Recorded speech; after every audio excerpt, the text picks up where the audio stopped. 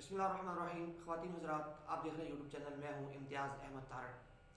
गुज़िश्ता शब जो अहम वाक़या हुआ है जिसमें ईरान के एटमी साइंसदान को एक हमले के अंदर कत्ल कर दिया गया है। ईरान ने बिला ताख़ीर उसका जो इल्ज़ाम है वो इसराइल पर लगाया है। इसराइल चूँकि ईरान के और इसराइल के ताल्लुकात काफ़ी कशीदा हैं और इस कशीदगी से फ़ायदा उठाते हुए बहुत सारे जो ममालिक हैं वो ईरान के ख़िलाफ़ इसराइल के सफ़ में खड़े हुए हैं। और जो सबसे अहम बात यह है वो ये है कि अमेरिका ख़ुद इसराइल की सरपरस्ती कर रहा है। ईरानी जो साइंसदान थे उनका क्या किरदार था और उन्होंने अब तक ईरान के एटमी प्रोग्राम के बारे में क्या काम किया। ईरान के अंदर ये मशहूर है कि मोहसिन फ़खरीज़ादा, इसको ईरानी जो एटमी जोहरी जो प्रोग्राम है उसका बाप कहा जाता है। गोया कि ये उस जोहरी प्रोग्राम का बानी था और इसने बड़ी ही कोशिशों के साथ इस प्रोग्राम को अरमानदार रखा हुआ था। 2018 में इसराइल के जो वज़ीर-ए-आज़म हैं नेतन्याहू, उन्होंने एक तकरीब में मोहसिन फ़खरीज़ादा का नाम भी लिया था कि वो ईरान के लिए एटमी प्रोग्राम बना रहा है। लेकिन सूरत ये है कि मोहसिन फ़खरीज़ादा पासदारान इनकलाब उसके एक सीनियर ऑफिसर थे और उन्होंने तमाम ख़तरात के बावजूद ईरान को महफूज बनाने के लिए, ईरान को बेहतर बनाने के लिए उन्होंने एक ये काम शुरू किया था। अगर हम तरीका जायज़ा लें तो इससे कबल जो ईरान ने जिस वक्त जो प्रोग्राम शुरू किया था 1989 में जो प्रोग्राम शुरू किया था, फिर उसके बाद 2003 में ईरान ने इस प्रोग्राम को बंद कर दिया था। पूरी दुनिया की तरफ से उसके ऊपर पाबंदियाँ थी और आलमी जो एजेंसी है उसने भी उसको कहा था। बहरहाल आलमी जो इंस्पेक्टर थे उन्होंने भी वहाँ का दौरा किया और इसको बंद कर दिया गया। लेकिन 2010 से लेकर 2012 के दरमियान जो ईरान के 4 सीनियर साइंसदान, एटमी साइंसदान जो कत्ल कर दिए गए थे, ईरान ने उनका इल्ज़ाम भी इसराइल पर लगाया था कि इसराइल ने इनको कत्ल किया है। जबकि इससे कबल ईरानी पासदारान इनकलाब के जो रूह रवां थे कासिम सुलेमानी, जिन्हें इराक़ के अंदर कत्ल किया गया था, ईरान ने उसका मोर्द इल्ज़ाम बगैर किसी झिझक के अमेरिका को करार दिया था और अमेरिका ने तस्लीम भी किया था कि उसने ही मारा उसको। तो अब मोहसिन फ़खरीज़ादा के कत्ल के बाद ईरानी सुप्रीम लीडर जो हैं आयतुल्लाह ख़मेनी, उन्होंने इसका बदला लेने का ऐलान किया है और जो ईरानी वज़ीर ख़ारजा हैं उन्होंने भी, जवाद ज़रीफ साहब ने भी इसका बदला लेने का ऐलान किया कि हम इसराइल से इसका बदला लेंगे।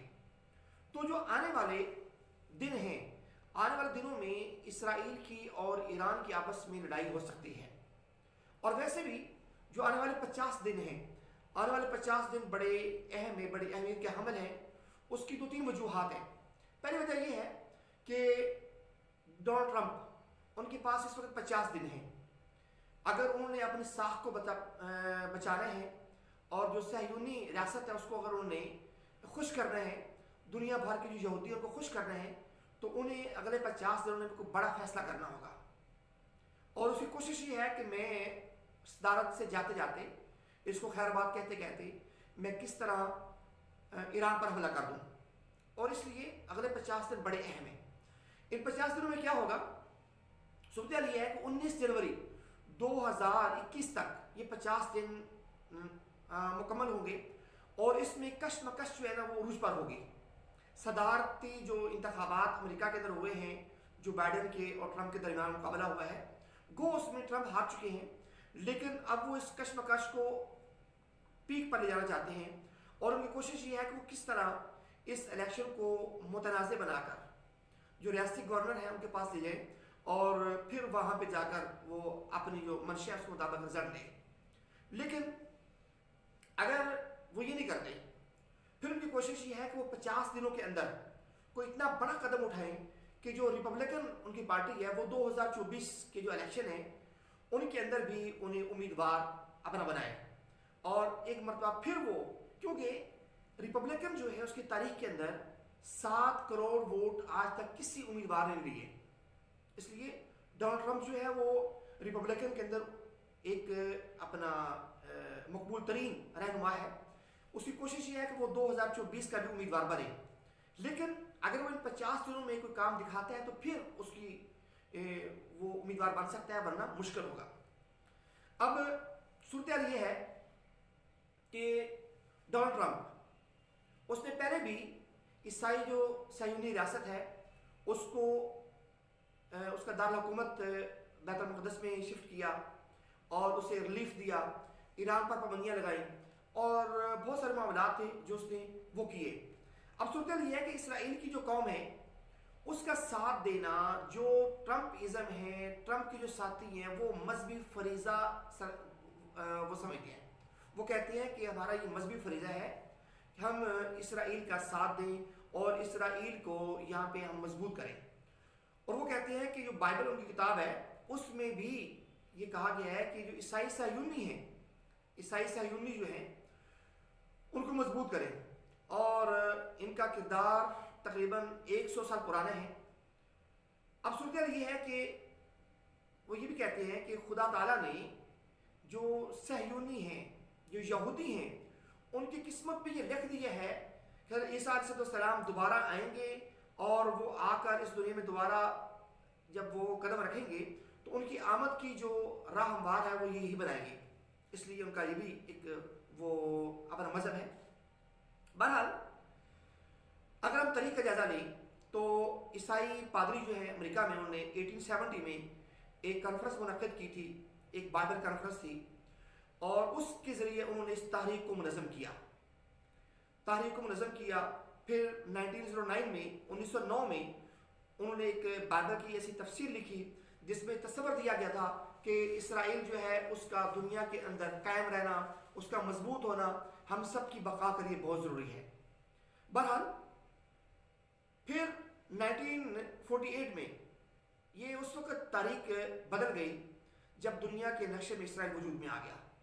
उन्हें यकीन हो गया कि अब इसराइल वजूद में आ चुका है, लिहाजा इसराइल का साथ देना हमारे लिए ज़रूरी है। फिर उसके बाद हुआ ये कि कशमकश जारी रही। ट्रंप से पहले ओबामा, चूंकि उसने इनका साथ नहीं दिया था, और ओबामा भी अपनी किताब के अंदर खुद ये बात वाज़ेह कर चुके हैं कि जब मैंने इसराइल की बस्तियों को रोका कि वो वहाँ पे तमीरात ना करें तो हमारे जो वाशिंगटन हाउस था, वाइट हाउस, उसके फ़ोन बज उठे और जो मेरा स्टाफ था वो घबरा गया कि अब क्या होगा। कि कहने का मकसद ये है उनका कि जो यहूदी हैं वो इतने मजबूत हैं कि वो किसी को भी चलने नहीं देते अपनी मंशा के बगैर। इसलिए इसका ओबामा ने इतराफ़ भी किया है। लेकिन ओबामा से कबल जब जॉर्ज बुश आए थे और जॉर्ज बुश ने जब आकर इराक़ पर हमला किया, अफ़गानिस्तान पर हमला किया और पाकिस्तान के अंदर उसने अपने जो अहदाफ थे वो बड़े मजबूत किए, यहाँ पे पाबंदियाँ आयद की, तो उस वक्त सह्यूनियों को इस बात का यकीन हो गया था कि अब हम आहिस्ता आहिस्ता जो है ना अपने अहदाफ के करीब जा रहे हैं। लेकिन फिर उसके बाद 8 साल के लिए ओबामा आ गए। अब ओबामा ने 8 साल में यहूदियों के लिए कोई काम नहीं किया जिस तरह वो चाहते थे, ऐसा काम नहीं किया। लेकिन फिर यहूदियों ने ट्रंप को वो आगे लेकर आए। ट्रंप वो शख्स था जो अपने मुल्क के अंदर एक काउंसलर भी नहीं बन सकता था, उन्होंने इसको सुपर पावर का सदर बना दिया और ये सारे मामला हुए। अब सूरत ये है कि जो ट्रंप का नायब है अपना माइक पेंस, उसकी ये कोशिश है कि वो किस तरह यहूदी रियासत को मजबूत और मुस्तहकम करे। 17 जुलाई 2017 को उसने एक कॉन्फ्रेंस की, ईसाई इसराइल के लिए मुत्तहिद हैं, और उसने ये बात वाज़ेह की कि हमारे मकासद क्या हैं, हम इसराइल के लिए क्या कर सकते हैं और हमने आकर यहाँ पे क्या करना है। उन्होंने खुलकर अपने जो नज़रियात थे उनकी तशहीर की, उनको बताया कि हमारे ये नज़रियात हैं और हम इस तरह जो आकर जो है ना वो ये काम कर सकते हैं। अब उसके बाद ईसाई जो यहूदी हैं, ईसाई सह्यूनियों के 7 बुनियादी अक़ायद हैं। 7 बुनियादी अक़ायद हैं। पहला नंबर 1 ये है, खुदावंद इसराइल को बरकत देने का वादा करता है और इसराइल पर लानत भेजने वालों पर लानत भेजता है, नंबर 1। नंबर 2 ये है, यहूदी लोग खुदा के मुंतखब लोग हैं।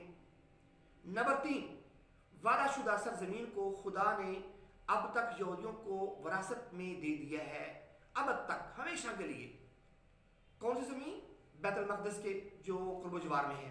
नंबर 4, यरूशलेम अब तक, हमेशा के लिए यहूदियों का गैर मुतनाज़ा दार हुकूमत है। ये उनकी मजहबी अकायद हैं, मजहबी।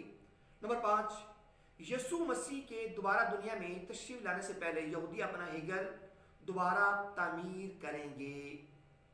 नंबर 6, क़यामत से पहले आखिरी बड़ी जंग के आगाज से पहले ही ईसाई मोमिनीन को जन्नत की सरमस्ती बेखुदी का नशा चखा दिया जाएगा।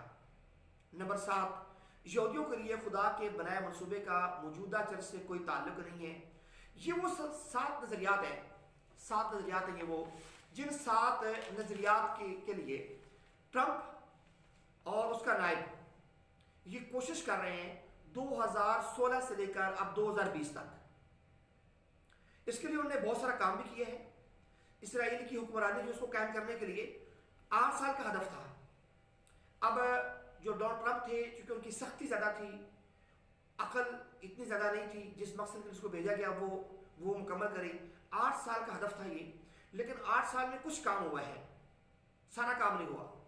अब उनका जो मनसूबा है, उनकी कोशिश ये है कि अगर तो ये 50 दिन के अंदर डोनाल्ड ट्रंप ईरान को कोई नुकसान पहुँचाते हैं, या कोई उसको कोई जंग इब्दा कर देते हैं, या कोई और सिलसिला शुरू करते हैं जिसकी इब्दा रात को हो चुकी है। ईरानी जो साइंसदान है उसके कत्ल से इसकी इब्दा हो चुकी है मेरे ख्याल के मुताबिक। अगर ईरानी जो साइंसदान उसका कत्ल ना होता, हम फिर भी समझते कि ये मामला डिले है अगले 4 साल के, लेकिन ये खौफनाक तसादम इस वक्त शुरू हो चुका है। और अगले 50 जो दिन है, इन 50 दिनों के अंदर इसका नक्शा वाज़ेह हो जाएगा कि दुनिया के अंदर इसराइल, ट्रंप और उसका नायब ये क्या चाहते हैं। बिलफर्ज अगले 50 दिन में ये मसला हल नहीं होता तो फिर क्या होगा? फिर ये पूरे के पूरा मनसूबा अगले 4 साल के लिए मुलतवी हो जाएगा 2024 तक। 2024 में असर नौ डोनाल्ड ट्रंप उसको रिपब्लिकन की तरफ से उम्मीदवार बनाया जाएगा, और भारी अक्सरियत के साथ डोनाल्ड ट्रंप को दोबारा से मैदान में उतारा जाएगा और उसको एक अक्सरियत दी जाएगी ताकि वो आकर जो बाकी अहदाफ हैं उन बाकी अहदाफ को वो मुकम्मल करे। अब इन 4 साल में क्या होगा? सूरत ये होती है कि जब एक सदर पिछले 30 साल में जब एक सदर दूसरी मुद्दत के लिए आता है तो फिर अगले 4 साल के लिए कोई अपोजिशन लीडर वहाँ पे नहीं होता, और एक सदर जो है ना वो फिर अगले 4 साल के लिए वही मुंतखब होता है। जैसे ओबामा 8 साल के लिए मुंतखब हुए थे तो उसको किसी अपोजिशन का सामना नहीं था। अब जो बाइडेन जो है वो एक उम्र के ऐसे हिस्से में है कि एक तो वो कमज़ोर है, बुजुर्ग है, और दूसरी बात यह है कि उसको एक सख्त अपोजिशन का सामना होगा। ट्रंप अगले 4 साल में जलसे भी करेगा, एहतजाज भी करेगा और जलाओ गिलाओ भी करेगा, और हर बात पर वो इसको आड़े हाथों लेगा। तो गोया अगले जो 4 साल हैं, अगले 4 साल में एक तो जो मनसूबा है इसराइल की मजबूती का वो मुकम्मल होगा, अगर नहीं होगा तो 4 साल उसकी जद्दोजहद जारी रहेगी। और फिर उसके बाद डोनाल्ड ट्रंप दोबारा आएंगे, दोबारा आने के बाद फिर वो सदर मुंतखब होंगे, सदर मुंतखब होने के बाद फिर वो अगले 2024 से लेकर 2028 तक का जो वक्त होगा उसके अंदर वो आकर इसराइल को मजबूत भी करेंगे और जो बाकी अहदाफ हैं उनको मुकम्मल भी करेंगे। इसलिए जो अगले 50 दिन हैं वो बड़े अहम हैं, जिनका आगाज़ रात को ईरानी साइंसदान के कत्ल के साथ हो चुका है। अपना बहुत ख्याल रखिएगा। अस्सलाम वालेकुम।